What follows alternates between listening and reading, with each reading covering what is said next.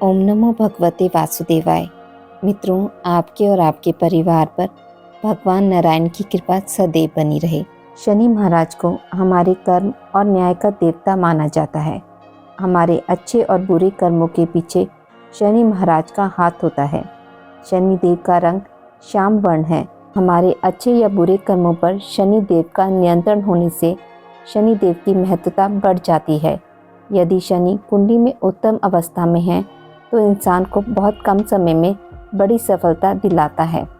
आज हम भगवान शनिदेव की 2 कथाओं का श्रवण करेंगे। चलिए शुरू करते हैं। पौराणिक कथा अनुसार लंकापति रावण ने अपनी अपार शक्ति से न केवल देवताओं का राज्य छीन लिया बल्कि उसने सभी ग्रहों को भी कैद कर लिया था। जब रावण की पत्नी मंदोदरी गर्भ से थी तब रावण की यह इच्छा थी कि उसका होने वाला पुत्र ऐसे ग्रह नक्षत्रों में जन्म ले जिससे कि वह महापराक्रमी, कुशल योद्धा और तेजस्वी बने। वह चाहता था कि उसका पुत्र दीर्घायु हो और कोई भी देवी देवता उसके प्राण न हर सके। समस्त ग्रह रावण के प्रकोप से भयभीत रहते थे, लेकिन एकमात्र शनिदेव ही ऐसे थे जो रावण से जरा भी नहीं डरते थे। मेघनाद के जन्म के समय रावण ने सभी ग्रहों को शुभ और सर्वश्रेष्ठ स्थिति में रहने का आदेश दिया। उस समय शनिदेव के अलावा अन्य सभी ग्रह रावण की इच्छा अनुसार स्थिति में आ गए थे। रावण जानता था कि शनिदेव आयु की रक्षा करते हैं, लेकिन यह भी जानता था कि आसानी से तो शनिदेव उसकी बात मानकर शुभ स्थिति में विराजित नहीं होंगे। अतः रावण ने अपने बल का प्रयोग करते हुए शनिदेव को भी ऐसी स्थिति में रखा जिससे उसके होने वाले पुत्र की आयु वृद्धि हो सके। शनि तो न्याय के देवता हैं, इसलिए रावण की मनचाही स्थिति में रहते हुए भी मेघनाद के जन्म के दौरान उन्होंने अपनी दृष्टि वक्री कर ली, जिसकी वजह से मेघनाद अल्पायु हो गया। शनिदेव की इस हरकत से रावण क्रोधित हो गया और क्रोध के आवेग में उसने अपनी गदा से शनिदेव के पैर पर प्रहार किया। तभी से शनिदेव लंगड़ाकर चलते हैं। दूसरी कथा। एक बार एक ब्राह्मण के सपने में नीली घोड़ी पर नीले कपड़े पहने एक आदमी दिखता है और कहता है, ब्राह्मण देवता, मैं तेरे लगूंगा। यह सपना उसे रोज रात को दिखता था। वह परेशान हो गया और दुबला होने लगा। उसकी पत्नी ने कहा, मैं आपको अच्छा खिलाती हूँ, अच्छा पिलाती हूँ, पर आप दुबले क्यों होते जा रहे हैं। ब्राह्मण ने अपना सपना ब्राह्मणी को बताया। तब ब्राह्मणी, वे अवश्य ही महाराज होंगे, अब की दिखे तो कहना, पर 1.25 पहर से ज़्यादा का मत लगो। उस दिन जब सपना आया तो ब्राह्मण ने कहा, अच्छा लग जाओ, पर कितना लगोगे। 7.5 वर्ष का लगूंगा। ब्राह्मण ने कहा, क्षमा करो शनि जी, इतना भारी तो मुझसे झेला नहीं जाएगा। तब शनिदेव बोले, अच्छा 5 वर्ष का लग जाऊंगा। तब ब्राह्मण ने कहा, शनि जी मेरे लिए ज़्यादा है। तब शनि जी बोले, 2.5 साल का लग जाऊंगा। ब्राह्मण ने फिर मना किया। तब शनि जी बोले, 1.25 पहर का लगूंगा ही, इतना तो कोड़ी कालंगी मंगता भिकारी जाता हूँ। तब ब्राह्मण ने कहा, ठीक है। उसे 1.25 पहर की शनि की दशा लग गई। ब्राह्मण ने नींद से उठकर अपनी पत्नी से कहा, मेरी 1.25 पहर की शनि की दशा लगी है, सो मैं जंगल में जाकर समय बिताऊंगा। मेरे खाने पीने का सामान बांध दो और मेरे पीछे से लड़ना मत। घर में बैठी रहना, बच्चों को भी जाने देना, और इस 1.25 पहर में कोई गाली भी दे तो सुनकर रह जाना। ऐसा कहकर ब्राह्मण घर से चला गया। जंगल में ब्राह्मण एक पीपल के पेड़ के नीचे बैठ गया और हनुमान जी का पाठ करने लगा। 1 पहर बीत गया तो ब्राह्मण ने सोचा, बाकी का समय तो रास्ते में ही बीत जाएगा, सो वह वहाँ से चल दिया। रास्ते में सब्जी की बाड़ी में बड़े बड़े कद्दू लगे थे। माली से एक खरीद लिया और आगे चला। रास्ते में शनि जी एक ब्राह्मण का वेश बनाकर मिले और पूछा, तेरे पास क्या है। तब ब्राह्मण ने कहा, मेरे पास कद्दू है। तब शनि देव ने कहा, दिखाओ। जब ब्राह्मण ने चादर खोली तो देखा कि उसमें तो राजकुमार की खून से भरी मुंडी है। शनि जी ब्राह्मण को राजा के पास ले गए और कहा,